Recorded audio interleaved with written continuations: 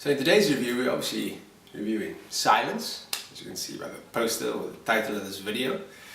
And it stars three great actors: Andrew Garfield, Adam Driver, and the great Liam Neeson.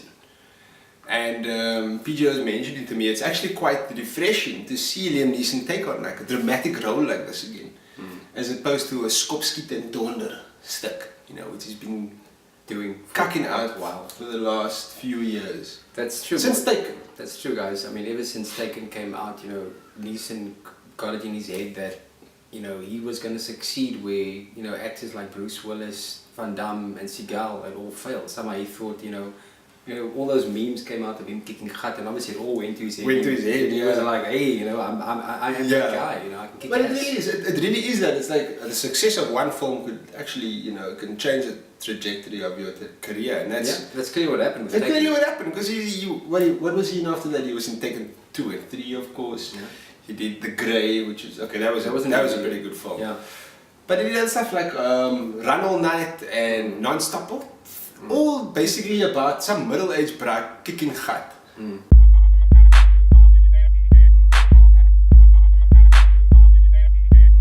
Hey, I'm Matt. And I'm Peach, And welcome to that movie review. aka TMR. Silence isn't a new film. It actually came out in 2016 overseas. I think it released late here. It's still shown at the cinema. And but I've seen the poster for a while, and I think I saw like half of the trailer, so I didn't know what I was expecting going into this film. And when it opened up to that misty landscape of Japan, I was like, wow, this is gonna hit me hard. And I was like, it looked beautiful.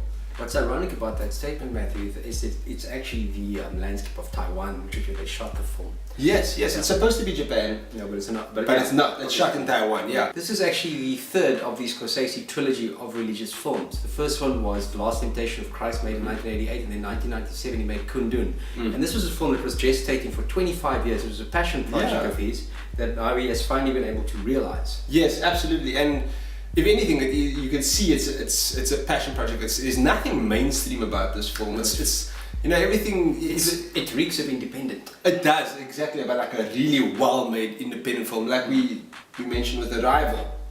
Yes. Box office film, but very indie feel to it, and that's what this film has. Look, at first, I won't lie, it kind of rubbed me up the wrong way for one single reason, and that's because this film is really long. While it does have moments, and the entire film is good in general, it's just that length caught me, and it's so, at times it's really bleak. And it's a very somber film, and there's no real happiness. This film isn't going to entertain you. There's no entertainment value in this film. It's more like a think piece. Speaking for myself, I fell asleep in the first few minutes. You did fall asleep. I did fall asleep, and I did take a picture of this man. Yeah. Because I always tell you guys how he falls asleep in the movies, and I thought, no, you guys probably don't believe me. Well, check this out. I needed that cat nap to really get into the film, because I can assure you, once I woke up after that cat nap, which was very brief, I really got immersed by the movie, and I really did eventually succumb to its themes and its notions of what it was trying to tell me. And it's I'm not a big fan of Andrew Garfield or of Adam Driver, who happens to be a very ugly son of a bitch. Wow, Adam Driver is very ugly. Jeez, he's ugly. As Kylo Ren, he's sort of odd. He's got an odd appeal. Yeah, he's got the odd appeal, but he had a little bit more weight in him. That's true. He lost like 50 pounds for this film, like 30 before and like 20 during. Garfield lost 40, if I'm not mistaken. And Liam Neeson lost 20. So everyone's losing. You wanna lose weight, star in a film about the Christian missionaries. Exactly. That's the new diet plan. It's true. But he looks cuck in this film. No, he looks terrible. But that also brings us to what the story is really about, which is really, it focuses on a bunch of Jesuit priests who are in feudal Japan, which is during the time when it was still a feudal Japan system, so it's basically run by the shoguns. Yeah, and the samurai. Yeah. And the religion is Buddhism. And it's all about, obviously, Christianity trying to penetrate Yes. the Japanese social system and how hard it has, and basically how it comes up against the Japanese system. Absolutely. Main character Andrew Garfield, the priest, Father Rodriguez, it's really his story and how his faith is being tested by seeing what's happening. He's praying, no one's answering. And he just sees this bad things happening to good people who want to follow God, that's praying to God and can't understand why he's not answering. And yet at the same time, even while this film is about Christianity and Jesuit priests, it's just as much about Japanese culture and Buddhism, because at the end of the day, you can't really, the film presents its arguments in such a way. Yes, the Japanese are torturing the Christians, but at the same time the Christians are also trying to force their agenda on the Japanese. And the Japanese are basically saying, listen, this is how we've done things for years. You cannot penetrate, you cannot force things on us. Yeah, you're at the detriment of their culture. Exactly. And at the same time, then you also have to ask yourself, is this karma? Is the Christians turn to be is it their turn to be persecuted again? Versus the Crusades, like you were talking about, Matthew? Absolutely. Look, it can be looked at multiple levels. Exactly. And that's why I'm saying this is more a think piece than an entertainment piece. You know what I mean? It's this. You're not going to come out of this film smiling and say, "Yo, you need to go watch Silence." It's open to interpretation. It is. So headlining this movie is Andrew Garfield, well known for the last two Spider-Man films. Amazing Spider-Man. The Social Network, Lions for Lambs. He's actually made quite a few films, and I got Hacksaw Ridge as well. Hacksaw Ridge as most well. recent one. That's true. Actually, one of two now. This film marks his second religious film. Yeah.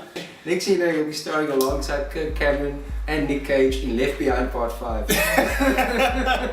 We've got Adam Driver, who is coloured in from Star Wars. I mean, that's probably what he's mainly known for. Apparently he's played in other movies, but I don't think anybody cares or noticed. And like PJ mentioned earlier, wow, he is not the most handsome guy out there.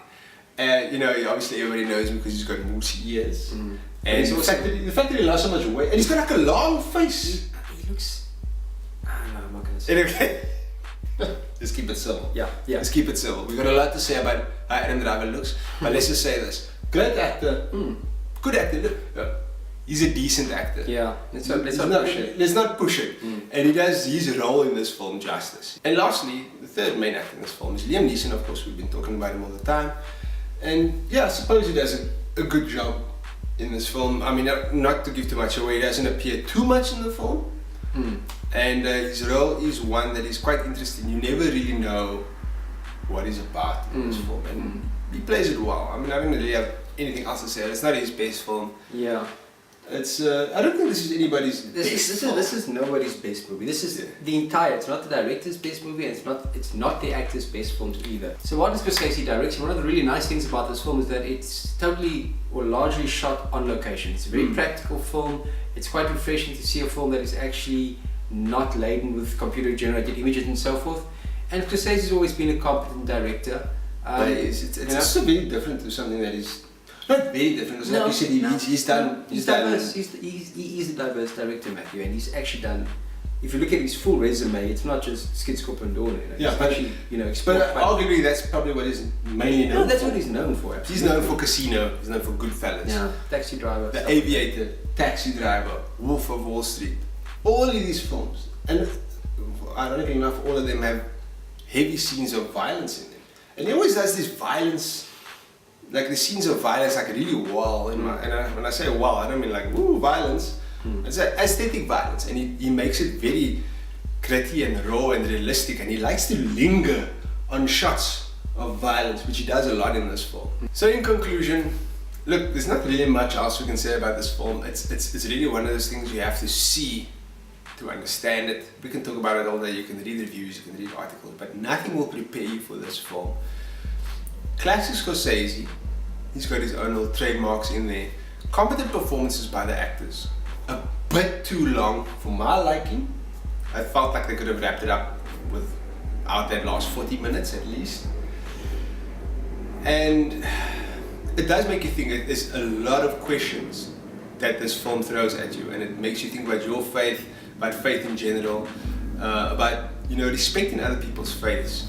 It's got a lot going for it. So for me, I'm going to give this film 7 out of 10. Good film.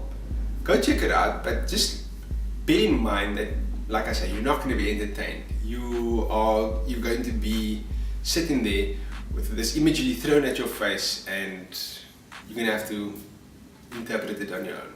Thank you, Matthew. 7 out of 10. If you like independent art movies, go check it out. Nice, short and sweet. I always talk a lot of cut pieces, always very to the point. So. So that's it this week for that movie review. Thank you so much for watching, guys, and thanks for always taking the time to like, comment, and share our videos. We really appreciate it. Thanks for watching, boys and girls. We'll see you next time, right here on TMR. Ja, nee, kwaai. Goed zaak.